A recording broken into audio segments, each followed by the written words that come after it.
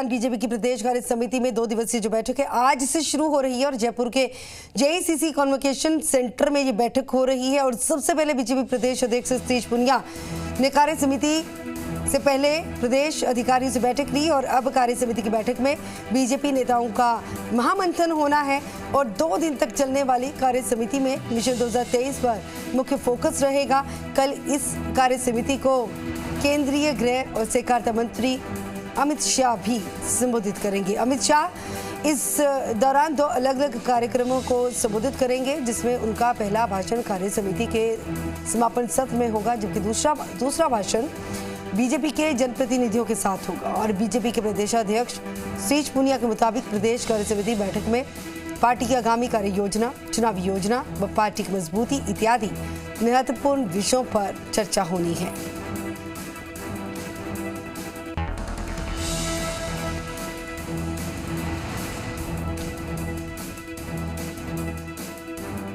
देखिए 3 प्रस्ताव आएंगे। शुरू में एक अध्यक्षीय भाषण होगा। प्रस्ताव एक ही होगा, राजनीतिक प्रस्ताव। उसमें राजस्थान की राजनीतिक स्थिति, देश की स्थिति, कोरोना का सारा विषय और उसके साथ साथ जो प्रदेश की आर्थिक व्यवस्था उसको सबको भी चर्चा हम करते हुए लेकर जाएंगे। एक शोक प्रस्ताव रहेगा और बाद में एक संगठन के नाते से एक सत्र रहेगा। ऐसे 3 सत्र आज रहने वाले हैं। दोनों दिन कुल समापन और उद्घाटन दोनों को मिलाकर 6 सत्र हैं, क्योंकि एक राजनीतिक दल है और राजनीतिक दल का परीक्षा चुनाव में होती है। इसलिए हम सतत ही चुनाव के लिए तैयार रहते हैं, हमेशा उसके लिए अपनी संगठन की तैयारी और राजनीतिक तैयारी को हमेशा करते रहते हैं। आज हमारे लिए सौभाग्य की बात है कि इस प्रदेश कार्य समिति की बैठक के समापन में और कल जनप्रतिनिधि सम्मेलन के समापन में भी देश के गृह मंत्री, पार्टी के पूर्व राष्ट्रीय अध्यक्ष और जिनको मैं कह सकता हूँ कि सहकारिता के मामले में जिन्होंने एक सूत्रपात करते हुए बड़े आंदोलन को बढ़ाने का काम किया, ऐसे हमारे अग्रणी कार्यकर्ता अमित शाह जी का मार्गदर्शन मिलेगा। निश्चित रूप से आने वाले समय संगठन, चुनाव, राजनीति सब में सबको आगे बढ़ने का।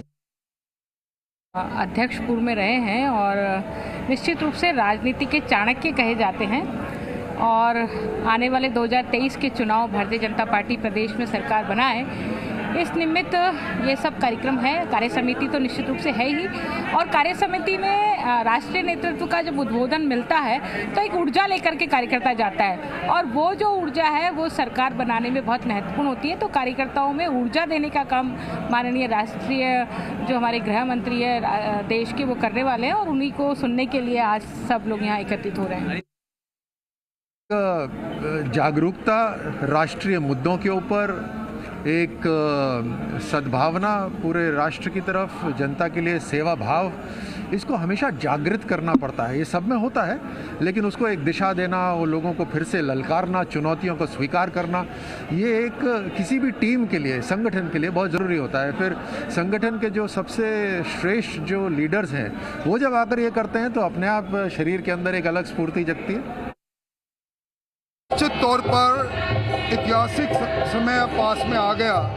अमित शाह साहब का लंबे अंतराल के बाद राजस्थान की राजधानी में आना और बीजेपी के सबसे महत्वपूर्ण कैडर जो जनप्रतिनिधि उनको संबोधित करना और उनमें जिस प्रकार की ऊर्जा का संचार होगा, उसका परिणाम यह होगा कि आने वाले दिनों में जो कांग्रेस कुराद के विरुद्ध में हम सड़क पर लड़ाई लड़ेंगे, उसको और तीखे और धारदार तरीके से लड़ेंगे और भारतीय जनता पार्टी एकाकार रूप से अब इस कुराद के विरुद्ध सड़क पर निकलेगी।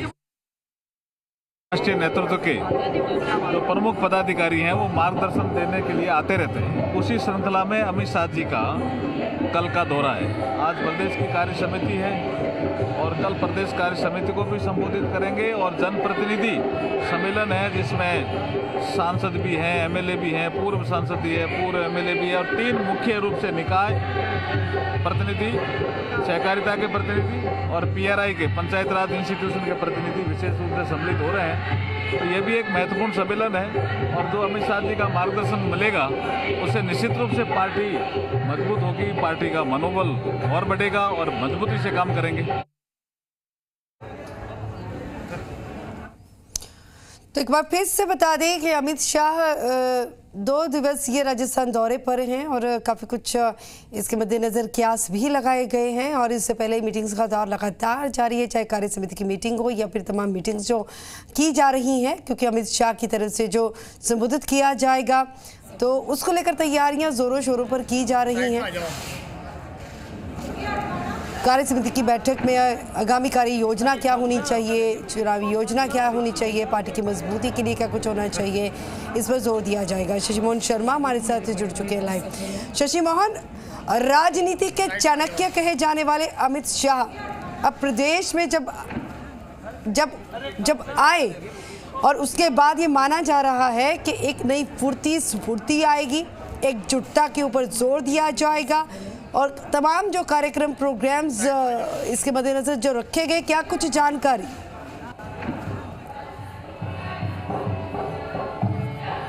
देखिए, आपका सवाल भी लेंगे, लेकिन अभी बीजेपी के प्रदेश उपाध्यक्ष नारायण सिंह देवल जी हैं, उनसे बात करते हैं। नारायण सिंह जी, कार्य समिति है, 6 सत्र होंगे, खासतौर से राजनीतिक सत्र काफ़ी अहमियत रखता है। किस तरीके से आगामी चुनाव की तैयारियां और राज्य सरकार को घेरने की तैयारियां? ये जो प्रदेश कार्य समिति है और कल का जो जनप्रतिनिधि सम्मेलन है, ये 2023 की तैयारी को लेकर ये सारा कार्यक्रम है और सारे कार्यकर्ता माननीय गृह मंत्री जी का जो उद्बोधन है उससे लेकर अच्छी प्रेरणा लेकर काम में लगेंगे, पार्टी के काम में लगेंगे। अमित शाह की जो मौजूदगी होगी कल, वो इस कार्य समिति को कितना महत्वपूर्ण बना देगी आप लोगों के लिए? हमारे लिए बहुत खुशी की बात है कि प्रदेश कार्य समिति में माननीय गृह मंत्री जी जो आधुनिक राजनीति के चाणक्य हैं आ रहे हैं, ये राजस्थान के लिए बहुत गौरव की बात है। राजस्थान के लिए गौरव की बात है। सुनील जी, आपको रजिस्ट्रेशन की पूरी जिम्मेदारी दी गई, कितने संतुष्ट हैं यहाँ आने वाले नेता रजिस्ट्रेशन बहुत बढ़िया ढंग से चल रहा है और हर चीज़ को अलग अलग तरीके से बांटा गया है। सबसे बड़ा टास्क तो कल का है, जब जनप्रतिनिधि सम्मेलन के अंदर हज़ारों की तादाद में जो लोग आएंगे, अलग अलग व्यवस्थाएं हमने करी है हमारी पार्टी की दृष्टि से।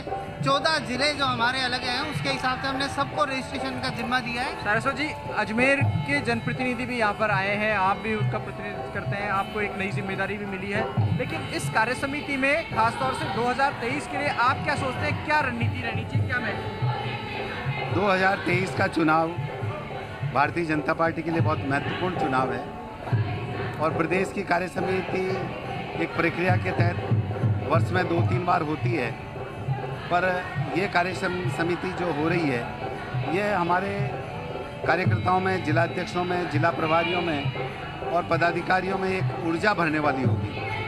और कल चूँकि अमित शाह आ रहे हैं तो उनके मार्गदर्शन का लाभ हमको मिलेगा और 2023 का चुनाव भारतीय जनता पार्टी बहुत भारी बहुमत से जीतेगी और हमारे कार्यकर्ताओं ने ये तय भी कर रखा है। और अजमेर तो भारतीय जनता पार्टी का गढ़ है, पिछली बार भी हम 8 में से 6 जगह हम चुनाव जीते थे और मुझे लगता है आगे भी यही जीत का सिलसिला। देखिए, बीजेपी के गढ़ से आते हैं गगन बीपी सारस्वत जी, और यहाँ रजिस्ट्रेशन की तैयारियां हो रही है। वासुदेव देवनानी है पूर्व मंत्री, उनसे भी बात करने की कोशिश करते हैं। दरअसल कोरोना को लेकर के वासुदेव देवनानी ने अपने बयान दिए। तो सदैव इसकी आदत रही है और पहले उन्होंने इस प्रकार के प्रदर्शन धरने किए हैं, उसमें उनकी किसी प्रकार का कोई, कोरोना का जब आवश्यकता थी तब भी पालना नहीं की, तो उनसे कोई उम्मीद नहीं कर सकती। यहाँ अधिकांश लोगों ने ये अपना मास्क जो है पहना रखा है और इससे यहाँ कोरोना फैलने की संभावनाएं न के बराबर है।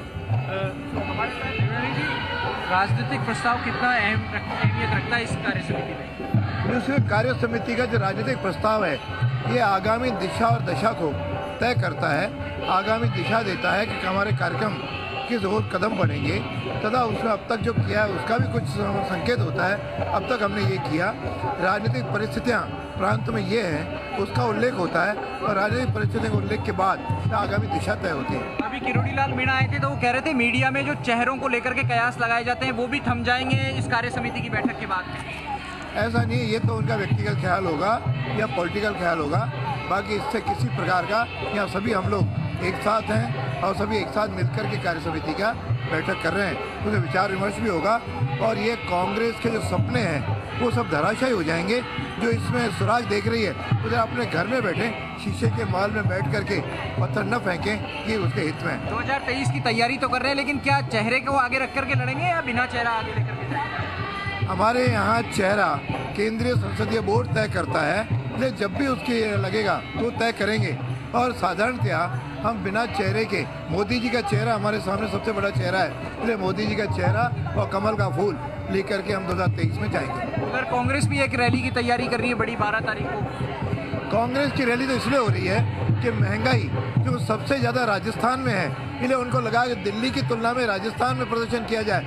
तो कांग्रेस का प्रदर्शन कांग्रेस की गहलोत सरकार के खिलाफ ही हो रहा है, ऐसा मैं मानता हूँ।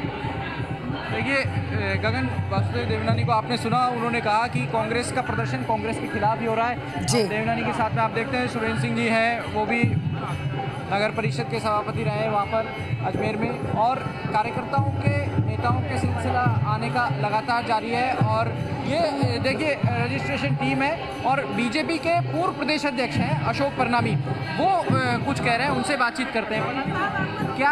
क्या खास मैसेज लेके जाएंगे आज का, क्या खास मैसेज लेके जाएगा कार्यकर्ता इस कार्यक्रम? देखिए, भारतीय जनता पार्टी को राजस्थान प्रदेश में और अधिक किस प्रकार से मजबूती प्रदान कर सकते हैं, उस दिशा में विचार विमर्श होगा। और 2023 का जो विधानसभा का चुनाव है वो निश्चित रूप से भारतीय जनता पार्टी अपनी यहाँ सरकार बनाएगी, इस दिशा में काम होगा। सबके मन में एक जिज्ञासा आती है कि क्या 2023 में चेहरा कोई आगे रखेंगे, और अगर आगे रखेंगे तो ये तो पार्लियामेंट्री बोर्ड तय करेगा। आपने तो कहा था बांसवाड़ा में, मैंने ये भी साथ में कहा था कि पार्लियामेंट्री बोर्ड तय करेगा। बिल्कुल।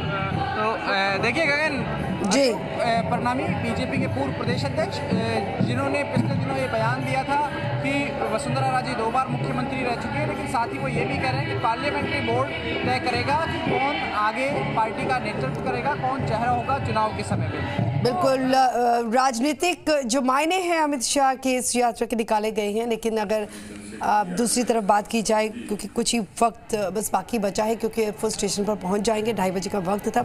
आगे जानकारियां आपसे लेते रहेंगे, क्योंकि भव्य स्वागत की तैयारियां जो हैं प्रदेश बीजेपी कार्यकर्ताओं की तरफ से की गई है। बहुत बहुत शुक्रिया फिलहाल की जानकारी के लिए।